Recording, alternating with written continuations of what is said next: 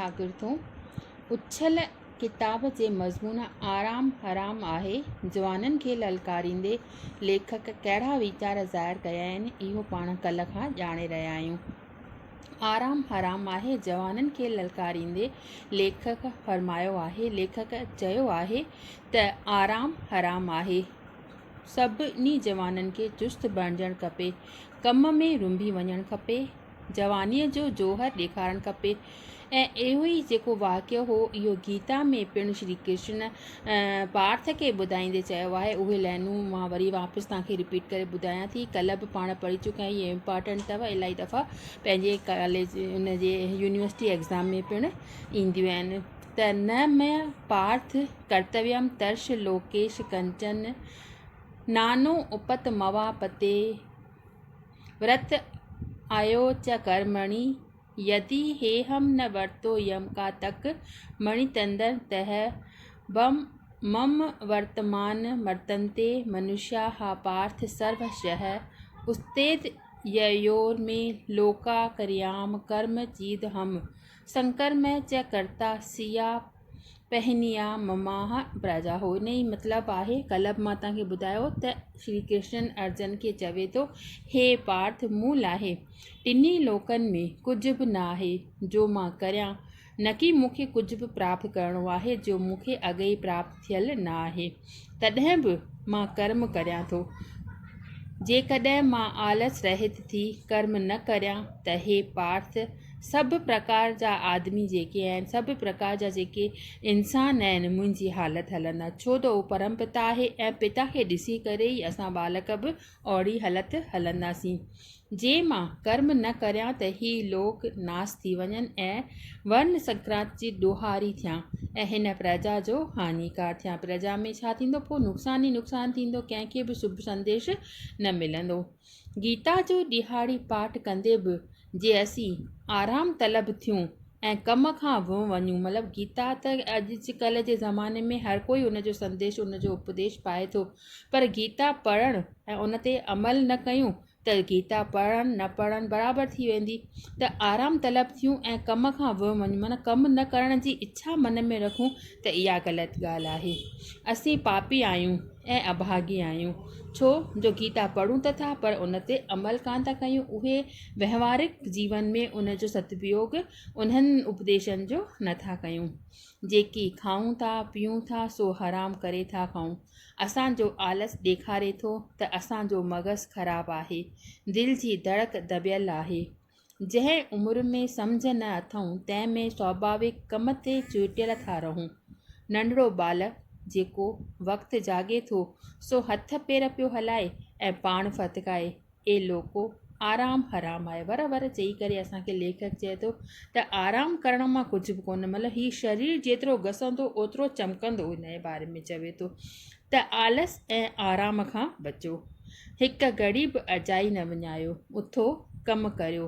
पर जॾहिं बालक अवस्था मां लंघे पार था पऊं ऐं सम्झ वारा था थियूं, तॾहिं असांजे मन ऐं हृदय ते, मन दिलि ते पर्दो पइजी वञे थो ऐं पंहिंजे कर्तव्य खे विसारे आराम ऐं विश्राम जी ॻोल्हा था करियूं। त इहो जेको चेंज अचे थो बालक खां वरी जवानीअ में अचूं था, त इहो न अचणु खपे। जीअं बालकपण में असां निस्वार्थ भाव सां पुरुषार्थ कमु कयूं था, असांखे बदिले में उन जे फल जी इच्छा नथी रहे, पर जवानीअ में ईंदे ईंदे असांखे ईअं थो लॻे त असां जेको कमु कयूं था उन जो असांखे फल मिले। त इहो जेको चेंज आहे, इहो जेको परिवर्तन आहे, इहो न अचणु खपे। जवानीअ में बि असांखे सम्झ त बराबरि परमात्मा खां मिले थी, पर उन सम्झ सां गॾु गॾु असां में स्वार्थ जी भावना जेका घर करे वञे थी, उहा न करणु खपे। असांखे निस्वार्थ भाव सां कमु कंदो रहंदो रहिजे ऐं उन जो जेको फल आहे उहो परमात्मा ते छॾणु घुरिजे। उन जी फल जेको आहे उहो परमात्मा पंहिंजो पाण ई असांजो लेखो जेको रखे वेठो आहे, उन जो फल असांखे ॾींदो। अॻिते ॾिसूं त इन में छा थो फरमाए लेखक ईअं चवे थो त ईअं न आहे त इंसानु हिकु मशीन या कला आहे जा 24 ई कलाक हली सघंदी ऐं उन्हीअ खे आराम जी घुर्ज न आहे। हिकु आराम हलाल आहे जंहिं बिना इंसान ॾही पवंदो ऐं जो कुदरत असांखे पाण ई पहुचाए थी ॾे। निंड जहिड़ो मेवो मिठाई सृष्टिअ में कोन्हे। मतिलबु आराम ज़रूरी आहे ऐं असांखे निंड उहो ईश्वर पंहिंजो पाण ई बनाई आहे। त ॾींहं खां पोइ छा थो थिए, शाम खां पोइ राति, त उहो राति जी जेका ॿ घड़ियूं आहिनि निंड, उन में असां चार्ज थी था वञूं ऐं असां सुबुह वरी पूरे करण जे लाइ तयारु थी था वञूं। त ॿुधाए थो त निंड जहिड़ो मिठो मेवो सृष्टिअ में कोन्हे ऐं जंहिं इंसान खे निंड नथी अचे तंहिं जहिड़ो दुखी इंसानु ॿियो को ॻोल्हियो लभंदो। साॻिए रीति कसरत करण खां पोइ या योग जे आसननि खां पोइ अहिड़े आराम जी सख़्तु ज़रूरत आहे। कसरत करणु माना असां अभ्यास कयूं था, असां एक्सरसाइज़ कयूं था ऐं योग कयूं था, व्यायाम कयूं था, उन खां पोइ असांखे आराम जी तलब थिए थी, इच्छा थिए थी ऐं उहो आराम बशर्त असांखे करणु खपे। जा नब्ज़ ऐं नुस्ख़नि खे ढिलो करे ऐं छिक दूरि करे, मतिलबु आराम कंदासीं त पहिरियों अभ्यास कंदासीं, एक्सरसाइज़ कंदासीं त उन में असांजूं रगूं जेके आहिनि उन में ताक़त ईंदी, चुस्त थींदियूं, शरीर मां रत जो दौरो तेज़ वेंदो ऐं उन खां पोइ असांखे आराम जी ज़रूरत आहे। त उन्हीअ आराम खां असांखे लेखक मना कान थो करे, उन्हीअ महिल असांखे आराम बराबरि करणु खपे।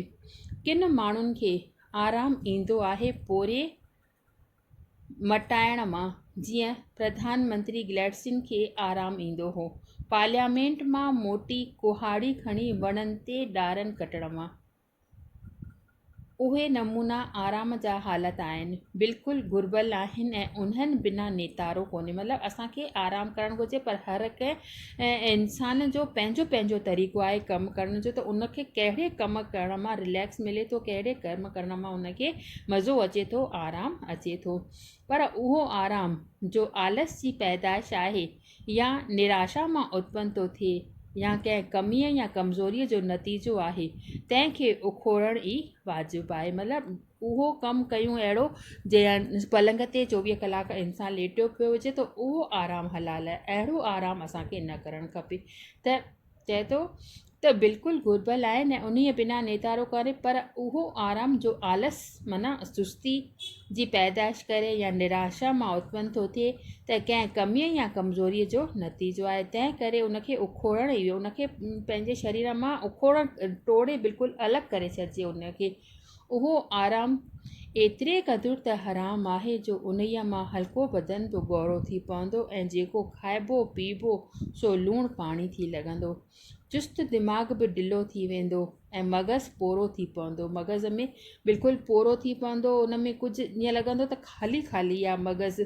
इन्हीअ करे छा आहे त जेको असीं खाऊं था पीयूं था त उनखे हज़म करण बि ज़रूरी आहे ऐं उन्हीअ खे ईअं सुम्ही करे असांखे गंवाइणो न आहे। रोशन दिलि ते कार ॼमी वेंदी ऐं अंदर मां उमंग दॿिजी वेंदा। प्रकृतिअ जे 3 गुणनि सत, रज ऐं तम मां सभु कंहिं खां किरियल गुण यानी तम जी छाया असां ते अहिड़ी त पइजी वेंदी जो असांजा पुञ बि पाप जी सूरत अख़्तियार कंदा ऐं बल ऐं पराक्रम असां वटां मोकिलाइण बिना ई हली वेंदा। इन्हीअ करे छा आहे त असांखे आराम त करणु घुरिजे, पर आराम जो जेको आहे उहो जीअं वर्जिश करण खां पोइ, अभ्यास करण खां पोइ, गौरव कमु करण खां पोइ, सॼो ॾींहुं हलण खां पोइ उहो आराम। पर सॼो ॾींहुं रुॻो असां हिकु ई हंधि वेठा हुजूं त उन ई में छा थींदो त असांजो बल, असांजो पराक्रम जेको आहे उहो बि मोकिलाए वेंदा ऐं असीं जेको आहे जेको ताक़तवर इंसान मां फिरी करे कमज़ोर निर्बल इंसान बणिजी पवंदासीं। त इन्हीअ करे जेके प्रकृति जा 3 गुण आहिनि सत, रज ऐं तम जेको आहे उनखे पंहिंजे जीवन में बिल्कुलु अॻियां न अचणु घुरिजे। हर कंहिं कम में असांखे सतो गुण अपनाइणु खपे। सतो, सादो खाइजे, सादो रहिजे, सादो हलिजे, इहो गुण अपनाइणु खपे।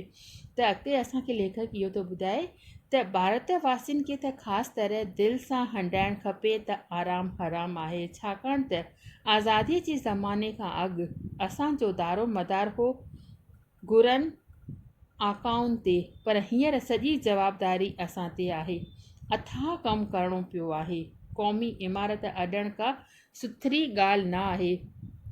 हिन समय हर कंहिं नर नारीअ खे कम में जुंबी वञणु खपे ऐं लज़त ऐं अशरत, आलस ऐं आराम, थक भञण ऐं मोकलुनि खे फिटी करे यक तनो थी, यक मनो थी, यक दिलि थी क़ौमी कार्य में जवान थी वकोड़जी वञणु खपे। माना आज़ादी असांखे मिली त आहे, पर उन आज़ादीअ खां पोइ बि असां ईअं था महसूसु कयूं त ॼण आज़ादु कोन आहियूं। त इन्हीअ करे असांजी ज़िंदगीअ में अथाह कम पिया आहिनि, त उन्हनि अथाह कमनि खे करण जे लाइ असांखे आराम खे त लेखे में बि न हारणु घुरिजे, आराम जो त ज़िंदगीअ में नालो बि न वठणु घुरिजे।